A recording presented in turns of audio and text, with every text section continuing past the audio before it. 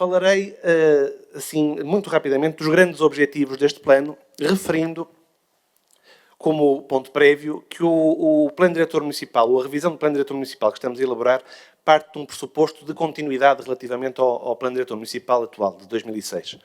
De continuidade na leitura de cidade, de continuidade em opções de planeamento. É, portanto, um plano mais de reforma do que de ruptura, o que, aliás, não faria sentido ser de outra forma, uma vez que estamos a falar de uma cidade consolidada e, em larga medida, construída.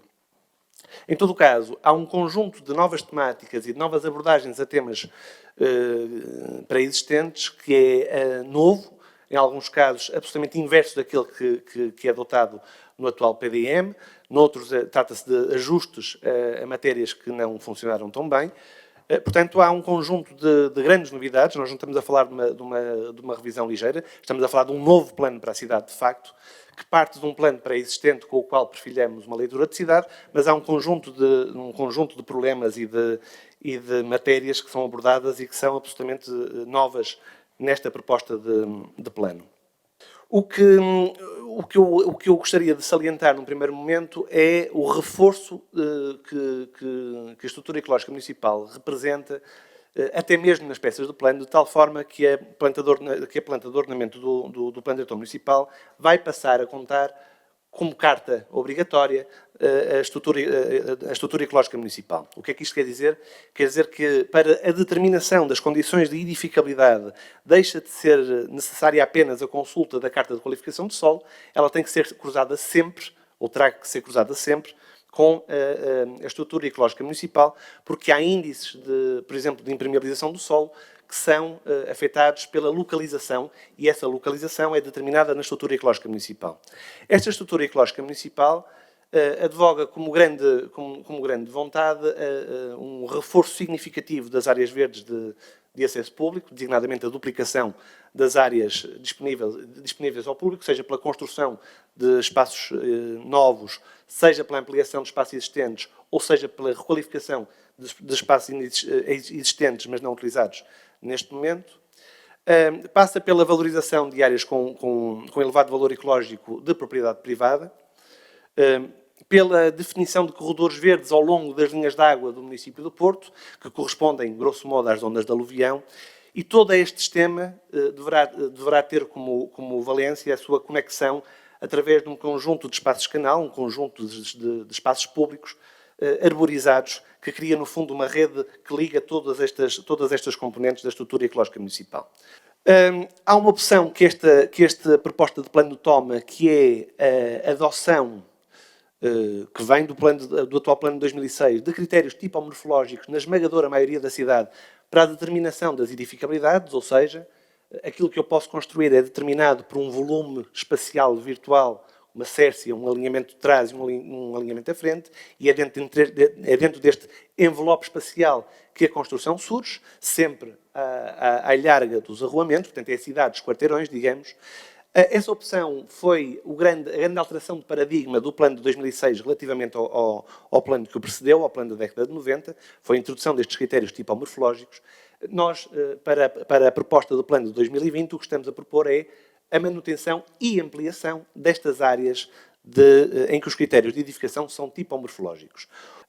Há aqui uma grande novidade que diz respeito à criação de um conceito a que chamamos o zonamento inclusivo, que é a definição para o centro da cidade, o centro histórico e a Baixa tradicional, de um critério de construção, de obrigatoriedade de construção de habitação acessível.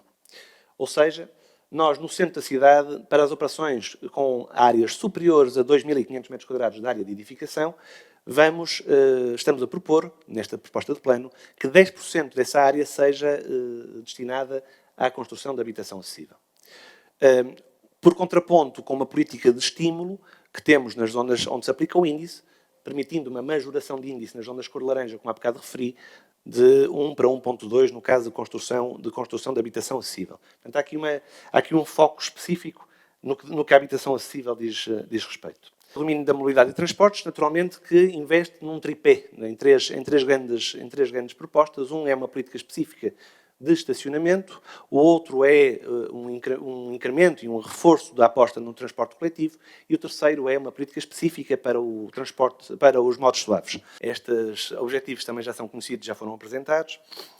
O primeiro é promover as condições de vida e de bem-estar da população do município do Porto. O segundo é preservar as questões de identidade cultural, urbanística e arquitetónica. O terceiro objetivo estratégico é a questão da garantia da qualidade ambiental do município. A quarta opção, melhorar a acessibilidade interna e externa, portanto, as questões da mobilidade. O quinto objetivo diz respeito à coesão territorial e social do município do Porto. O sexto é criar as condições para promover o investimento e a competitividade da base económica do município.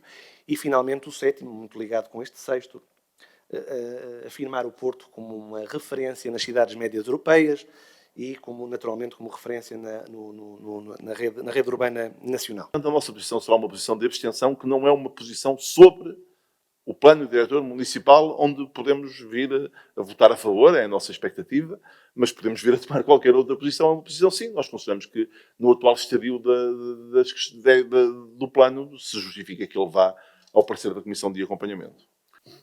Era fundamental que este debate não passasse de janeiro de 2021, porque a partir dessa altura já começamos a ter candidatos à Câmara e as duas coisas misturam-se, e esta é uma discussão que não deve ser misturada com a questão eleitoral. E, portanto, é preciso avançar rapidamente, o calendário é apertado e, portanto, a última coisa que eu faria era aqui pôr algum entrave ao avanço do processo. Parece-me positivo que este PDM não seja um PDM de ruptura, megalómano, que tenha aqui uma visão de cidade totalmente diferente. Isso obviamente não acontece e isso é positivo.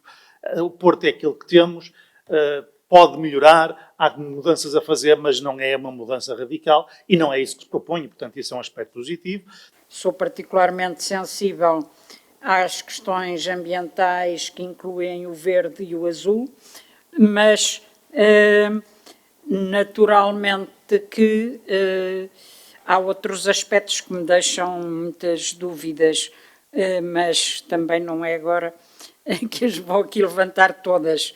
Eu creio que a discussão pública aqui é importante que seja não só organizada, e a Câmara deve ter um plano que permita uma discussão pública mais aprofundada e mais aberta aí pela cidade, diferentes setores socioeconómicos, mas também territoriais, também autárquicas, etc. A importância de estarmos perante um PDM que põe a estrutura ecológica na sua base, é um PDM muito diferente, tem uma ambição muito grande em termos de sustentabilidade. Aliás, passaram quase na apresentação que o Sr. Vereador foi fazendo, estava bastante claro, e é um PDM que eu acho que, a ser aprovado, poderá de facto induzir uma qualidade de vida daqueles que são os nossos habitantes da cidade do Porto muito superior, e isso é um dos maiores, digamos, aspectos competitivos que a cidade pode ter de futuro.